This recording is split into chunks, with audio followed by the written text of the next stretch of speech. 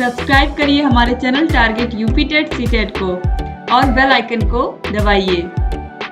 Hello friends, मैं रेनू स्वागत करती हूँ आप सभी भावी अध्यापक एवं अध्यापिकाओं का आपके अपने channel target UP TET CTET में।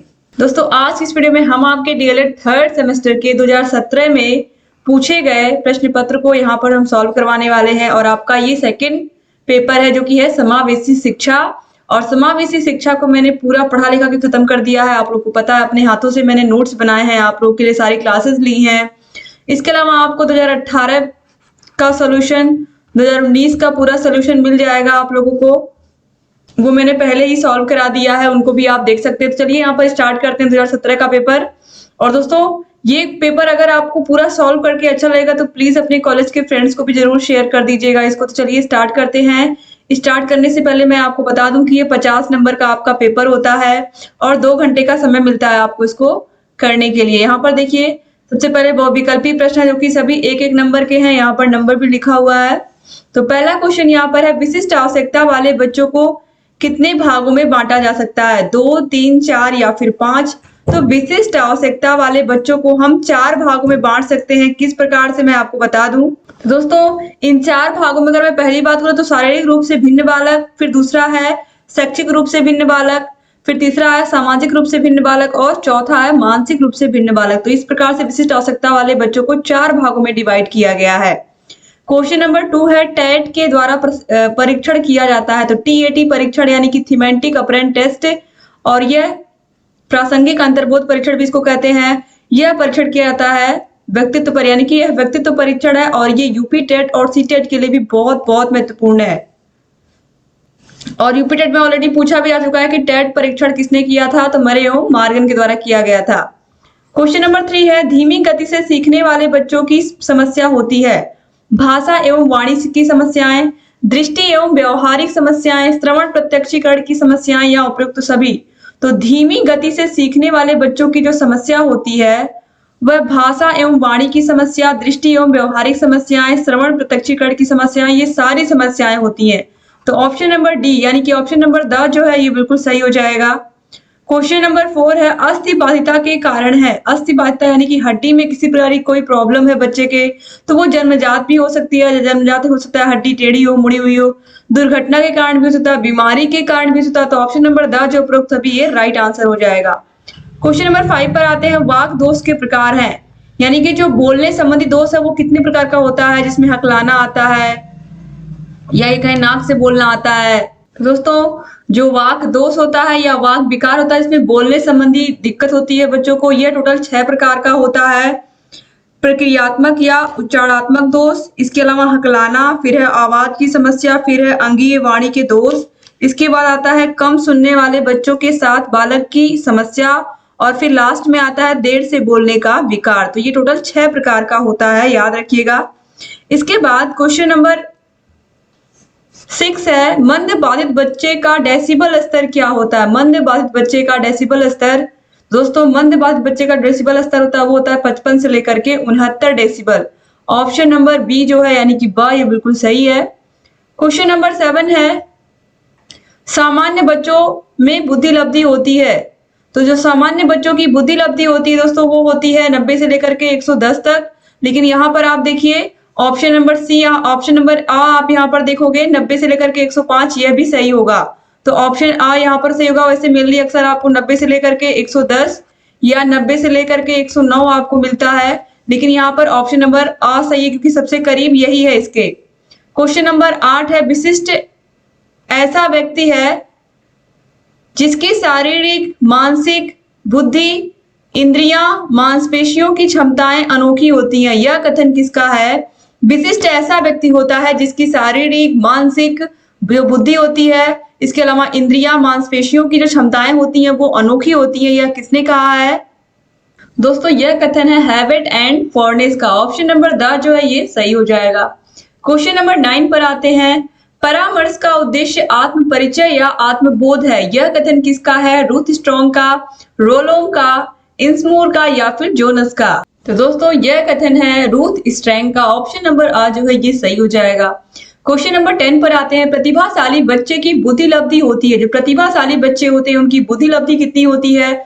तो उनकी बुद्धि लब्धि 140 से ऊपर होती है। ये बहुत इंपॉर्टेंट क्वेश्चन है। ऑप्शन नंबर आ जो है ये सही हो जाएगा। याद रखिएगा आप लोग, क्योंकि ये क्वेश्चंस ऐसे हैं जो आपके डीएलएड नहीं बल्कि आपके UP TET, super TET, C TET सभी में काम आने वाले हैं।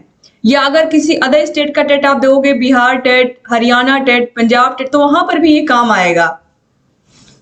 क्वेश्चन नंबर 11 पर आते हैं। स्वास्थ्य निर्देशन संबंधित है स्वास्थ्य सुरक्षा से, ज्ञानार्जन से, सामाजिक संबंधों से या विभिन्न व्यवसायों से। राइट आंसर है स्वास्थ्य सुरक्षा से। क्वेश्चन नंबर 12 पर आते हैं। पुस्तक a survey of the education of gifted children के लेखक कौन है? एबिंगहर्स्ट, अब्दुल रऊफ, कॉलसैनिक या फिर टर्क। दोस्तों यहाँ पर राइट आंसर हो जाएगा ऑप्शन नंबर हैविंगहर्स्ट। हैविंगहर्स्ट ने ये बुक लिखी थी 1955 में। इसके बाद क्वेश्चन नंबर 13 पर आते हैं। मनोवैज्ञानिक क्रिक ने सामान्य एवं प्रतिभाशाली बच्चों की पहचान का आधार बताया। खेल द्वारा, पढ़ाई द्वारा, व्यायाम द्वारा या बच्चों द्वारा किए गए कार्यों की गति के द्वारा। दोस्तों यहाँ पर राइट आंसर है ऑप्शन नंबर द, बच्चों द्वारा किए गए कार्यों की गति के द्वारा ही हम सामान्य और प्रतिभाशाली बच्चों में डिफरेंस करते हैं, क्योंकि यही एक तरीका जिससे हम जान पाते हैं कौन सा बच्चा प्रतिभाशाली है, कौन सा बच्चा सामान्य है, कौन सा बच्चा मंद बुद्धि का है। तो ऑप्शन नंबर द यहाँ से सही हो जाएगा। क्वेश्चन नंबर 14 पर आते हैं। समस्यात्मक बच्चों की पहचान कैसे की जाती है? निरीक्षण विधि का प्रयोग करके, साक्षात्कार द्वारा, मनोवैज्ञानिक परीक्षण द्वारा या उपरोक्त सभी के द्वारा। तो समस्यात्मक बच्चों की जो पहचान है वो इन सभी के द्वारा की जाती है। तो ऑप्शन नंबर द जो है ये राइट आंसर हो जाएगा। क्वेश्चन नंबर 15 पर आते हैं। सामूहिक परीक्षण होता है।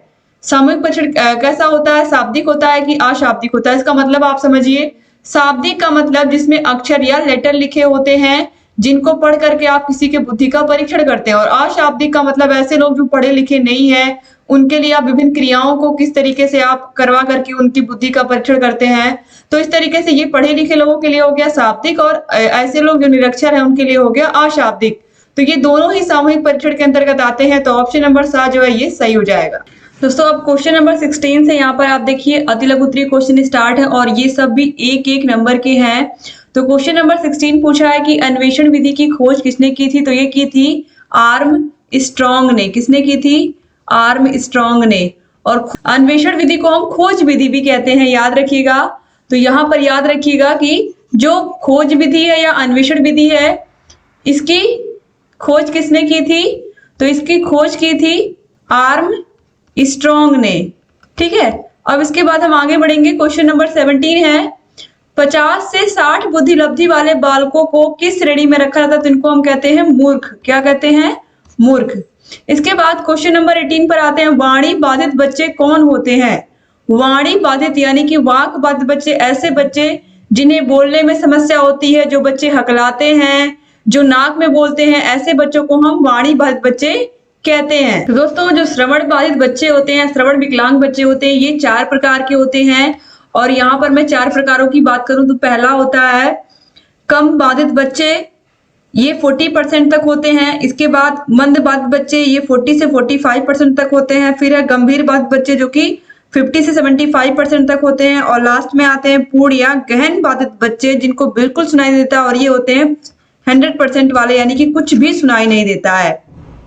इसके बाद क्वेश्चन नंबर 20 है। अल्फ्रेड बिने ने पहला बुद्धि परीक्षण कब किया था? कब किया था? 1904 में किया था अल्फ्रेड बिने ने परीक्षण। और कहीं कहीं आपको 1905 भी मिलेगा, तो आप 1905 ही याद रखिएगा क्योंकि आपके बुक में भी 1905 दिया है। तो 1905 में किया था, याद रखिएगा। क्वेश्चन नंबर 21 पर आते हैं। बुद्धि परीक्षण हेतु निर्धारित सूत्र, ये सभी लोगों को याद होगा। बुद्धि परीक्षण बराबर IQ बराबर क्या होता है? मानसिक आयु बटे वास्तविक आयु गुणे 100। मानसिक आयु बटे वास्तविक आयु और गुणे 100, यही होती है बुद्धि लब्धि का सूत्र या IQ। और ये बहुत बार यूपी टेट के एग्जाम में भी पूछा गया है और 2021 के पेपर में भी ये पूछा गया। क्वेश्चन नंबर 23 पर आते हैं। समावेशी शिक्षा का क्या अर्थ है? दोस्तों यहाँ पर आप देखिए समावेशी शिक्षा का अर्थ पूछा है। तो जो समावेशी शिक्षा है वो सभी प्रकार के बच्चों के लिए समान शिक्षा हो, यह इसका ध्येय है। यानी कि क्लास में जितने भी बच्चे, कक्षा में जितने भी बच्चे पढ़ रहे हैं, सभी को समान रूप से गुणवत्तापूर्ण शिक्षा दी जाए। तो समावेशी शिक्षा उस शिक्षा को कहते हैं जिसमें एक ही कक्षा में, चाहे वह विशिष्ट बालक हो, सामान्य बालक हो, सभी बच्चे बैठ करके पढ़ाई करते हैं और सभी को गुणवत्तापूर्ण शिक्षा दी जाती है। तो इस तरीके से हम कह सकते हैं कि जो जितने भी विशिष्ट बालक होते हैं, चाहे वह शारीरिक रूप से विकलांग हो या फिर अक्षम हो, वे सारे बच्चे समावेशी शिक्षा के अंतर्गत आते हैं। क्वेश्चन नंबर 24 है, मंद बुद्धि बच्चों की मानसिक विशेषता बताइए। तो जो मंद बुद्धि बच्चे होते हैं, इन बालकों की जो बुद्धि लब्धि होती है वो सामान्य बालकों से कम होती है। याद रखिएगा दोस्तों, जन्मजात मानसिक क्रियाएं सामान्य बालकों की अपेक्षा कम होती हैं। स्मृति विस्तार, ध्यान विस्तार कम होता है, यानी कि बहुत ज्यादा सोच नहीं पाते हैं ऐसे बच्चे। बहुत अधिक किसी वस्तु के बारे में जानकारी नहीं रख पाते हैं, यानी कि वह जल्दी समझ नहीं पाते हैं, सीख नहीं पाते हैं। एक ही बात को सीखने में इन्हें समय लगता है।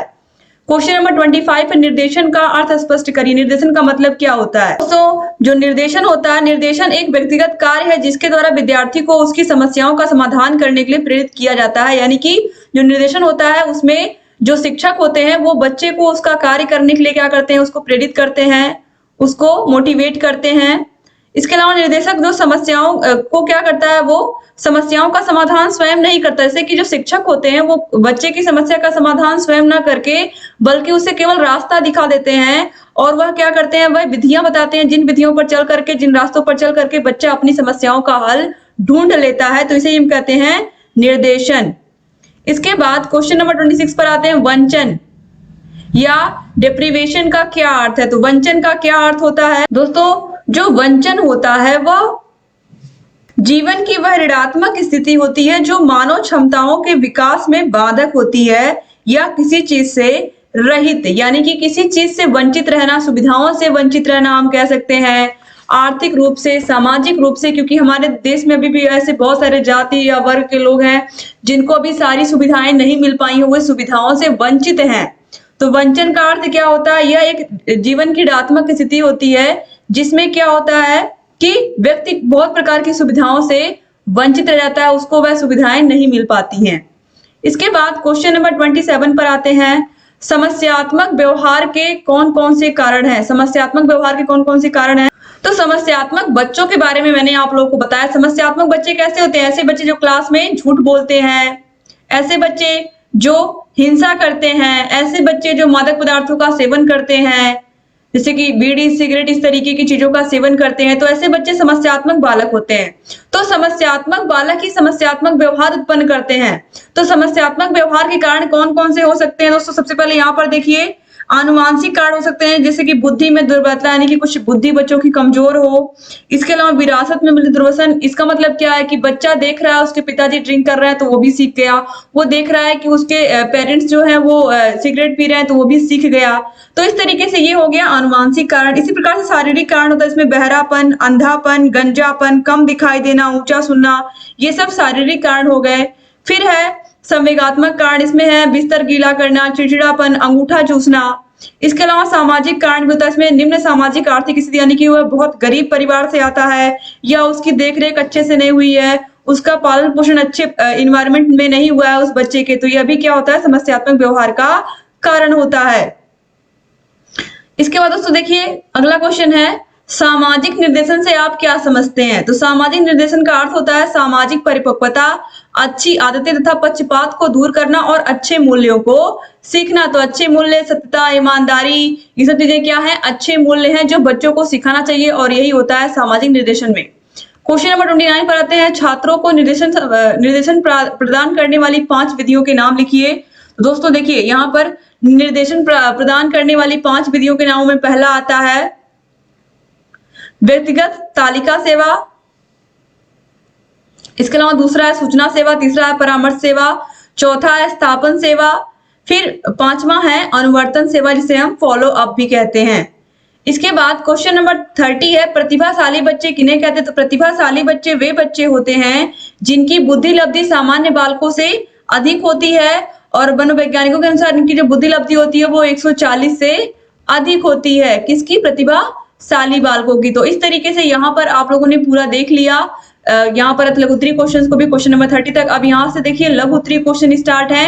लघु उत्तरीय क्वेश्चन में क्वेश्चन नंबर 31 से यहाँ पर हम देखेंगे दोस्तों यहाँ पर मैं आपको बता दूं जितने भी क्वेश्चन आप लोग यहाँ पर देखोगे सारे के सारे क्वेश्चन मैंने ऑलरेडी पढ़ा रखे हैं, सारे के सारे नोट्स मैंने बनवा रखे हैं। तो लघु उत्तरीय क्वेश्चंस बहुत आसानी से आपको सारे के सारे विस्तार किए हुए मिल जाएंगे। ऑलरेडी मैंने हर एक चैप्टर के कंप्लीट होने के बाद क्वेश्चंस भी सॉल्व करवाए हैं। तो अगर आपने target UP TET CTET app को डाउनलोड किया है तो ऐप में आपको सारी की सारी सुविधाएं मिलेंगी। वहां पर कोई ऐड या कोई प्रचार नहीं आएगा, आप किसी भी वीडियो को बिना इंटरप्ट हुए देख सकते हैं पूरा का पूरा। तो दोस्तों यहाँ पर आप देखिए सबसे पहले जो क्वेश्चन नंबर 31 है लघु उत्तरीय में पूछा है, निर्देशन के कितने प्रकार होते हैं। तो दोस्तों निर्देशन टोटल 5 प्रकार का होता है। इसमें पहला है व्यक्तिगत निर्देशन, दूसरा है शैक्षिक निर्देशन, तीसरा है स्वास्थ्य निर्देशन, चौथा है सामाजिक निर्देशन और पांचवा है व्यावसायिक निर्देशन। ये सारे के सारे विस्तार करके मैंने बहुत अच्छे से पढ़ाया है, आप लोग वहां पर जा करके पढ़ सकते हैं, सारे के सारे वीडियोस को देख सकते हैं। फिर है नैदानिक परामर्श से आप क्या समझते हैं। जैसे कि मैंने आप लोगों को बताया था निदान और उपचार क्या होता है।